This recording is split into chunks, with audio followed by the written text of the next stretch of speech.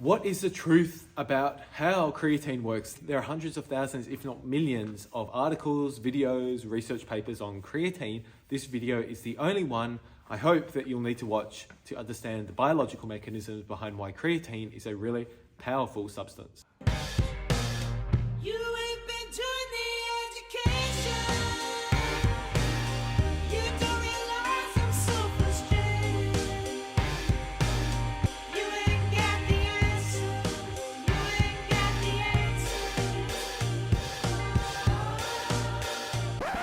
Firstly, what is it? It's an amino acid, and the average human stores around 100 grams to 130 grams of creatine, usually 90% of it in the muscle. And when we do maximal effort exercise from 5 to 10 seconds, we need to power that somehow. ATP is the energy molecule of our body, but during really explosive exercise, phosphocreatine is a molecule that is used to help the turnover of ATP. This is where creatine comes in. The theory is that if you could somehow load up on creatine and thus increase the stores of phosphocreatine, you could, in theory, produce more power for a more sustained period of time during high-intensity exercise. And ingesting creatine in the research certainly helps the stores of both phosphocreatine and creatine, and once elevated around 3 to 5 grams per day, can keep it there. The most benefit in the research seems to come from 20 grams a day of loading period for about 5 days, followed by, like I said, the maintenance of 3 to 5 grams per day. And like I said, studies have shown that creatine supplementation increases phosphocreatine levels, allowing you to go harder and longer during exercise. Now, does the research actually back that it increases exercise performance in the gym?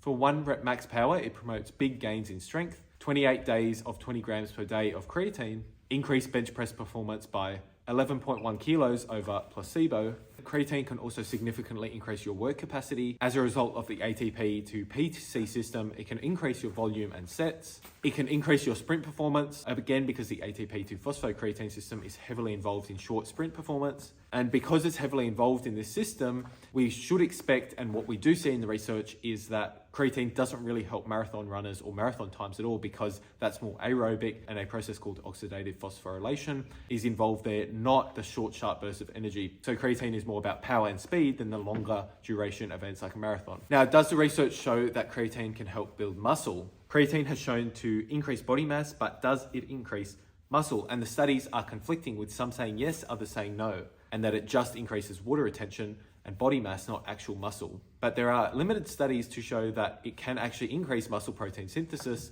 This study found that the ratio of urea nitrogen to creatinine, a general marker of the anabolic to catabolic status and how much muscle you're building versus how much muscle you're losing, was decreased in athletes ingesting creatine of 15.75 grams a day for about a month, meaning if it's decreased, you're actually in a more anabolic state and building more muscle. However, some other studies say that just because creatine allows you to train for longer, that's where they're getting the hypertrophy, and it's not actually the creatine itself that's anabolic, it's just the fact that they can go for, more volume, more sets, more reps, and that is why in some studies they've built more muscle over placebo, but not actually the chemical itself. And there are some other benefits of creatine. It has been shown to improve lipid profiles by raising HDL and lowering LDL, and that it may protect cardiac tissue and reduce the incidence of ventricular fibrillation in heart attack and heart disease patients. There has been also evidence that it's very good in terms of neurological benefits, improving memory recall, and improving brain and cognitive function, which is also really important.